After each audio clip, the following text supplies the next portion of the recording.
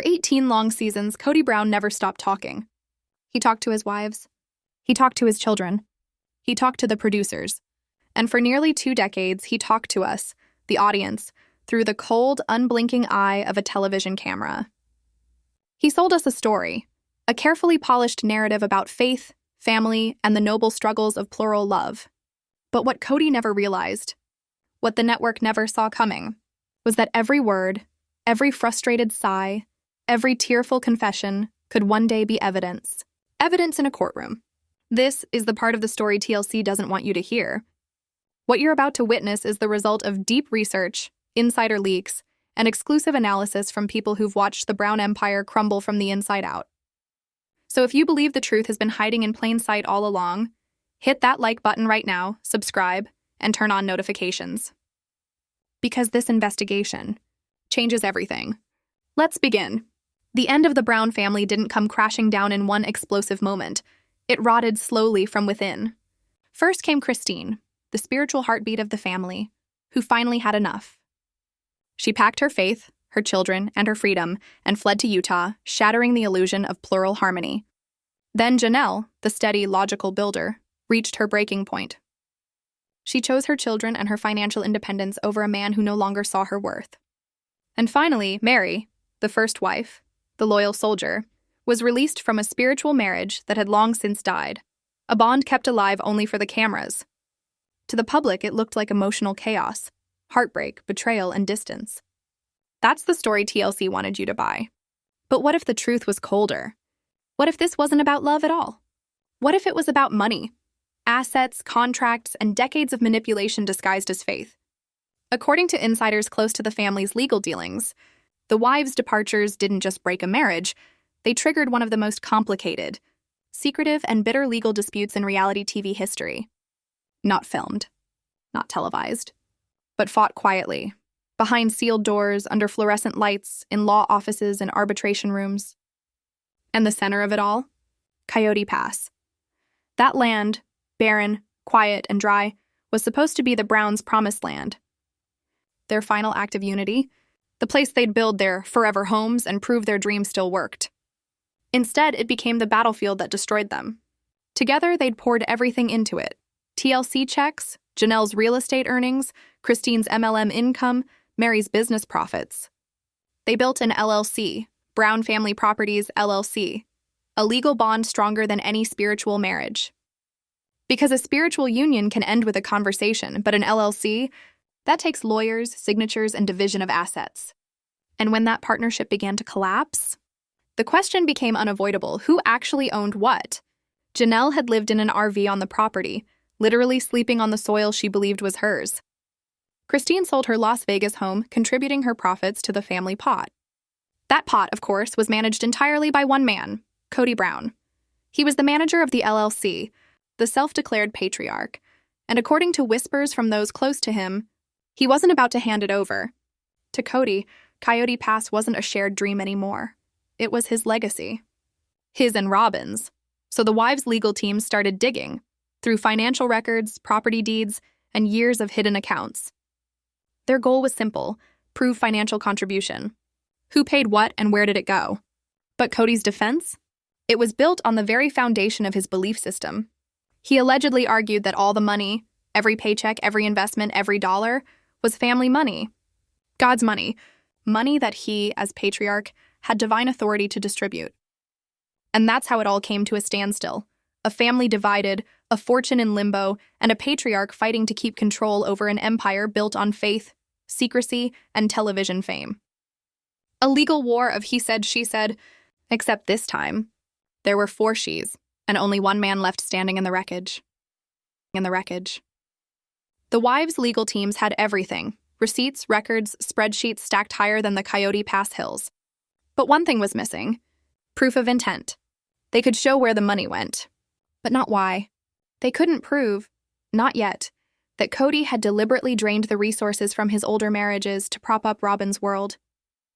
To any outside court, it still looked like a messy family feud, emotional chaos wrapped in religious confusion. Kody could shrug and say, "I was doing what was best for everyone."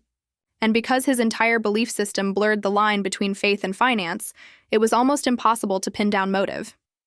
The lawyers needed something stronger, something undeniable. They needed to get inside Kody Brown's head. And then, one of them had an idea so bold it changed everything. The subpoena. For 18 seasons, Kody Brown had been his own narrator. The cameras were always there, in his living room, in his truck, even on his worst days. Every confession, every argument, every sigh was captured on film. But what the public saw on TLC, that was just a fraction of the truth. For every 10 minutes of polished reality TV, there were hours, days of unedited chaos. Raw footage, outtakes, conversations. Between takes where Kody wasn't performing, he was reacting, thinking, venting, revealing. The wives' lawyers realized that buried inside that unseen mountain of footage could be the evidence they were missing.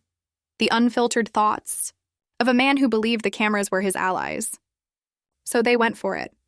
They filed a subpoena duces tecum, a rare, powerful legal order demanding that the show's production company hand over everything.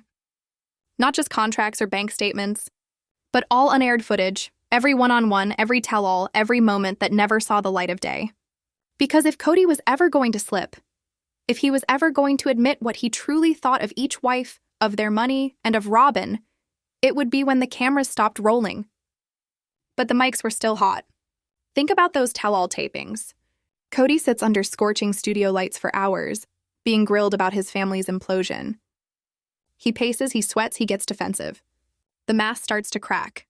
And when he leans over to a producer and mutters under his breath, that's the real Kody. The production company tried to resist. But the law doesn't care about TV ratings, and a subpoena is a subpoena. According to insiders, they had no choice but to comply. Gigabytes turned into terabytes. Massive drives filled with uncut sister wives history.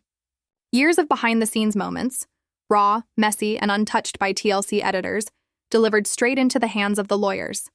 It was a goldmine, a vault of truth. And buried somewhere in that endless footage they believed was the smoking gun, the moment Kody Brown revealed what was really in his heart all along. The search began, frame by frame.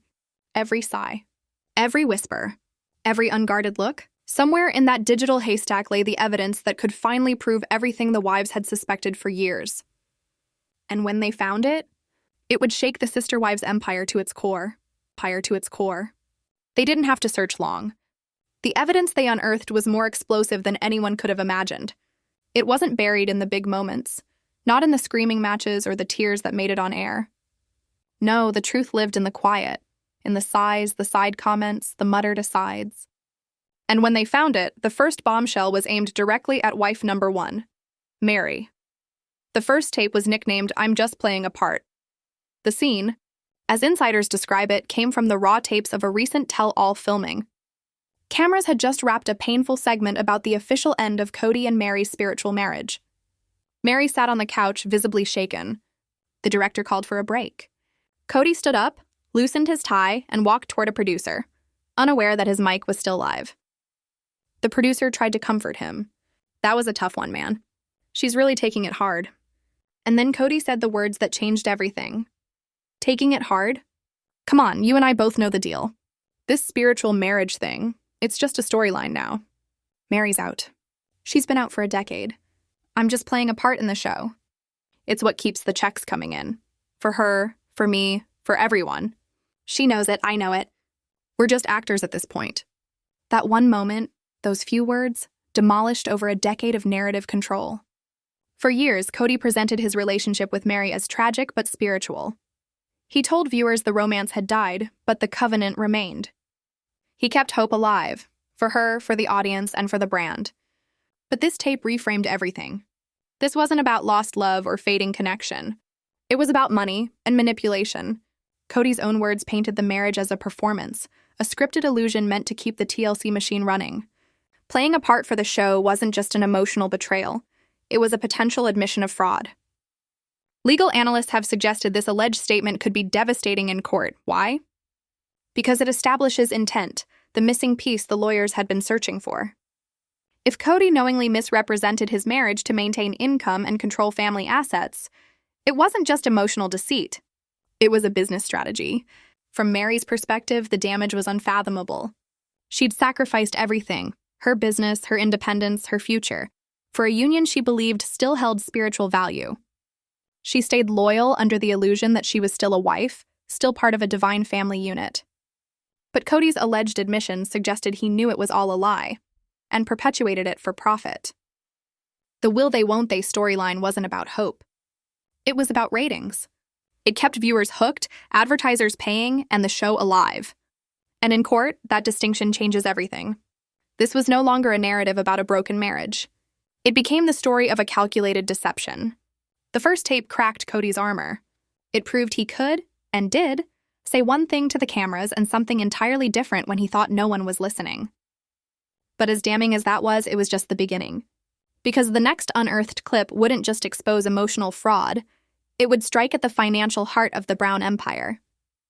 It targeted the woman who, for years, had been the economic engine of the entire family, Janelle. And this time, Kody's words weren't about love or loyalty. They were about money, power, and who deserved it. Who deserved it.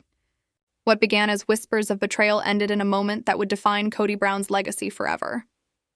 The wives' legal teams had uncovered 3 tapes, 3 damning confessions, each one stripping away a layer of his carefully constructed image. The third tape, the most heartbreaking of them all, began with Kody's voice, raw and unguarded. Pete on this, McKelty that. It never ends. With Robin's kids, it's different. They're my family right here, right now. With Christine's kids, it just feels like I'm trapped paying for a life I don't even want anymore. That single statement shattered everything the Brown family had built their reputation on. The entire premise of Sister Wives, one family united under faith and love, was exposed as a facade. Kody had once preached that all the children were his children, that every wife was part of one eternal covenant. But behind closed doors, he drew a brutal line. Robin's kids were family. Christine's were obligations. In that moment, he verbally abandoned the spiritual contract he'd used to build his brand and justify his lifestyle. Christine's legal team saw it for what it was, a confession of emotional abandonment. They argued that this wasn't just neglect. It was a breach of covenant. Kody had promised to be a father to all 18 children. Instead, he reduced those promises to transactions, debts to be paid, obligations to escape. This explained everything. His refusal to travel for Isabel's surgery, his emotional distance from his older kids, his obsession with control disguised as COVID safety. It wasn't about health or faith. It was about resentment. By the time the arbitration hearing began, the room was a powder keg of unresolved pain. It wasn't a grand televised trial. It was private, cold, and suffocatingly quiet. On one side sat Mary, Janelle, and Christine, flanked by their attorneys. Women who had been silenced for years, now armed with truth. On the other, Kody and Robin, pale, tense, and defiant. The wives' lead attorney stood and said simply, "Your Honor, we would now like to present evidence that speaks directly to the matter of Mr. Brown's intent." A screen flickered to life. Tape 1. Kody's voice echoed, "Mary's out. She's been out for a decade. I'm just playing a part for the show." Mary's eyes welled up.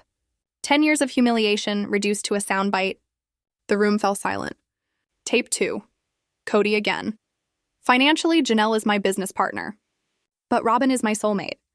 The money follows the soul." It was the kill shot. Proof that Kody had not just mismanaged family funds, he had weaponized them. Tape 3. His voice cracked slightly. "I feel trapped paying for a life I don't even want anymore." That final clip didn't just expose financial deceit, it revealed emotional rot. A man who saw his children not as blessings, but as burdens. When the recording stopped, the silence was deafening. No lawyer, no excuse, no spiritual sermon could undo the damage. According to insiders, the verdict came swiftly.